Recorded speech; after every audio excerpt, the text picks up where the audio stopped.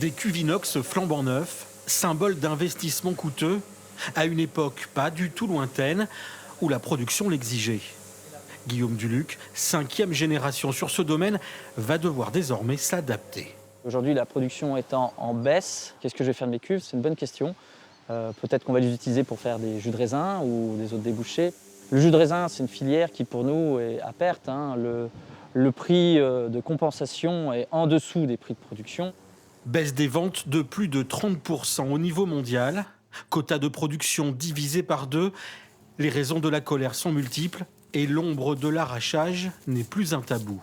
Pouvoir arracher certaines vignes, de pouvoir peut-être compenser avec les vignes existantes sur la propriété pour produire et descendre en fait nos coûts de production.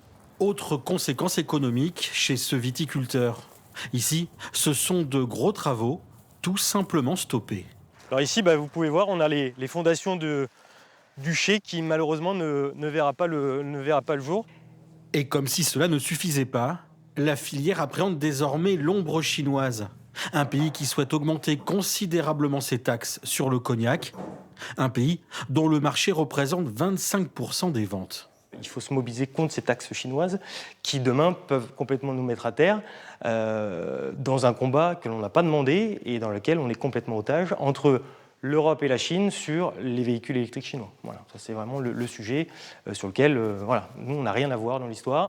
Pour faire face à cette crise, le BNIC, l'organisme qui défend, développe et protège l'appellation, avance quelques pistes. Nous travaillons aussi sur un système qui permettrait de réduire les coûts de production avec un peu moins de production sur l'exploitation, c'est-à-dire qu'une partie du vignoble ne produirait pas pour réduire les coûts de production en attendant que le marché revienne à son plein essor.